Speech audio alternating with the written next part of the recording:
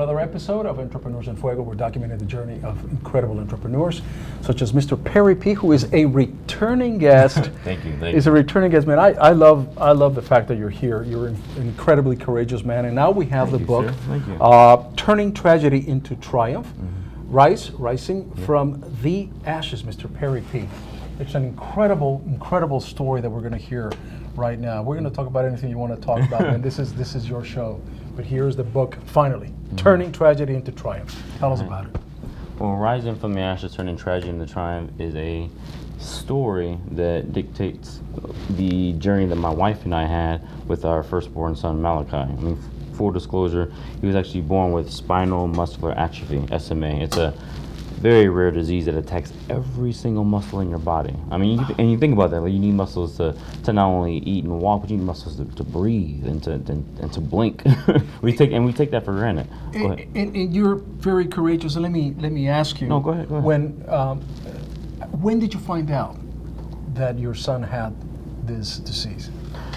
That's actually a great question. Initially, the specialist thought that it was trisomy 18, which is it's also a rare disease that affects at least the 18th chromosome. But every doctor that we went to, didn't know what SMA was in him until they saw him. So you can imagine, like, you going through the pregnancy process and thinking that something's wrong with your son. But you don't know what. Yeah. You don't know what. You don't know exactly what. Exactly. And that, as a parent, it's got to be so frustrating because you want the suffering on yourself, not on this little being that is so helpless. Totally. I mean, you hit the nail on the head. And that's what, and that's the thing, is that it was, especially as his father, like and this being my firstborn son, it's like, why? Like if I could pull all of the pain and all of the just the despair that was on him onto me, I would did it in a heartbeat. Mr. Perry P., yes, sir. You are a Christian man. You're a believer. This is going on in your life. Did you ask why my son? About 1,000 times. I mean, it forces you to ask that question. Because as human beings, we go through this process thinking that, well, if I'm a good person, good things are going to happen to me. Correct. But we fail to realize that we're on planet Earth. I mean, bad things are going to happen to good people. We see that all the time, even now up to today. Right. But the thing is that what you have to realize is that it's up to you as an individual to make a choice. You have to make a choice to believe who you want to believe. So what I mean by that is you believe in the world where they say, well, it's all bad news and you're good people. You must have did something bad to somebody. Now you're being punished for it. Exactly. Or you can believe that you're on a planet Earth that is imperfect, but you come from a creator that is perfect, and you're living in sin. I mean, so you have to believe in yourself to journey through this, and it's tough. Throughout this journey, we've talked with individuals that have gone to Compassionate Friends and just different organizations tailored around parents that have lost a child, and it's sad. I mean, it's man. And we appreciate this. The book is Turning Tragedy into Triumph, Rising from the Ashes by Mr. Perry P. And so you're going through this process, and finally there is a doctor or a group of doctors that say, this is what's going on with your son. What happens at that point? We just cried. Like, I can actually illustrate it. I illustrate in the book. It was a small windowless room, and this doctor just pulls us into my wife and I, in this small windowless room. They tell us, without any compassion or any love or just any emotion, your son has spinal muscular atrophy, SMA. So naturally, I'm asking, what does that mean? Yeah, what is that? Because even though this is a rare disease that affects millions of people, and we obviously we're one of the millions now. But anyways, I digress. The doctor pulls us in, tells us that we ask, what is that? And they say a spinal muscular atrophy is a rare disease that attacks every single muscle in your body that leads to an untimely and early death. Tragedy. At that point, did you ask the doctor, well, how much longer does my son have? And what was the answer? Any day. Any day. Oh yeah. Because the thing is that with this, since it happened to him at birth, his immune system isn't strong. Like he's just, you think about healthy babies, they're just tiny little beings that the smallest thing can have them go on a path of tragedy when in regards to their health. But with a little being that already is set off on a bad track, it's like they told us every day that we spent with him was a blessing. Every day. So how much longer did it pass before? He only lived 59 days. And the thing is, and what happened, and I illustrate this in the book, is that we have to make a decision to either choose risky surgical procedure that may prolong life, or Ryan House, a children's hospice. And my wife and I were as far as apart as the east is to the west. I mean, she would do research about stem cell research and 24/7 home care.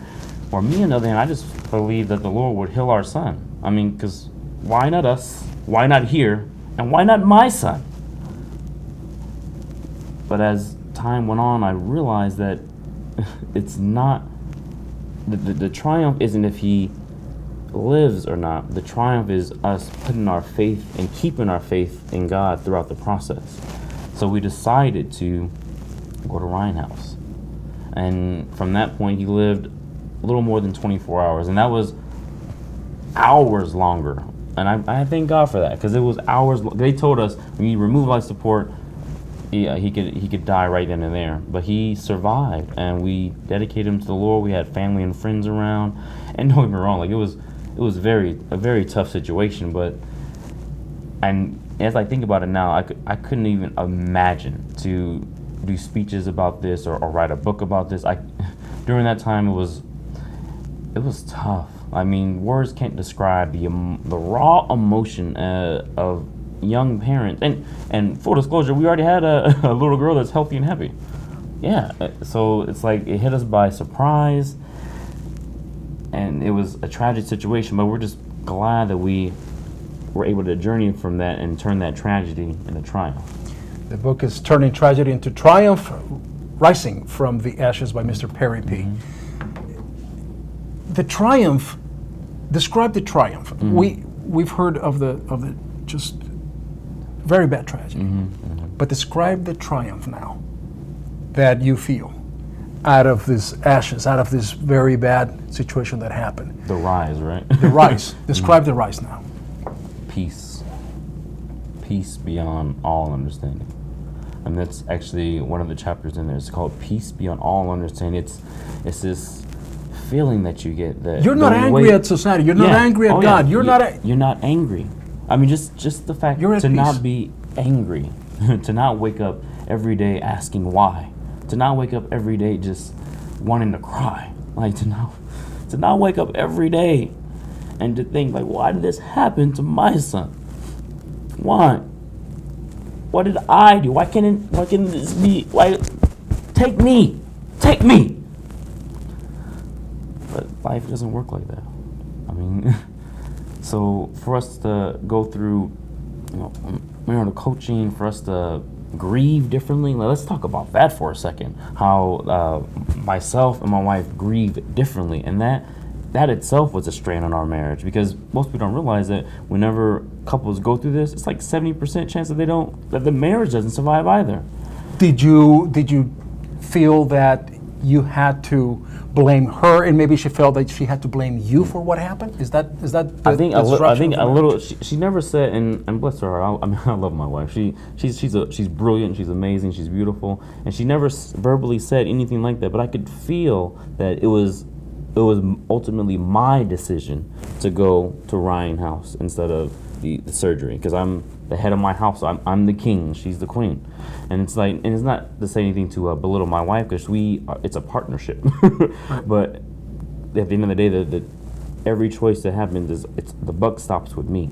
So to kind of answer your question, I felt like without us both having that peace beyond all understanding, we could have went down an even darker path of blaming each other. Sure. And then that just leads to other negative things that can destroy marriage and destroy a family. And here's the incredible thing about you and your path, and about this book, Turning Tragedy into Triumph, is that I believe, and as tragic as this episode in your life was, turning tragedy into triumph could translate into any tragic event that may happen in our lives. Exactly. And it's not, and if you permit me, it doesn't have to be necessarily such a tragic event as you happened, but you came out from such an incredible tragic episode. Yeah, thank you. And here you are, telling the world, hey, I'm at peace. You too can be at peace and overcome whatever obstacle that you may be facing. Yes, very, and it's like actually a great segue, because I wrote the book with people in mind. Not so, I mean, obviously my situation was in mind, but it was with people, because everybody goes through something. Everybody reaches some sort of tragedy in their life, and their narrative most likely it isn't the same as mine. But if I can help just one person, Right. turn their personal tragedy into a triumph, I think that's a good day. I mean, could you think about it? Like, there's so much negativity that happens in the world. So many people that just are here to steal, kill, and destroy what you like a dream. I mean, just think about that for a second. Like, you can have just a dream. How hard is it to make that dream become a reality? And that path, that tragedy that you're going through, it's enough to make you stop. I'm telling you, don't stop. Keep going. Keep going.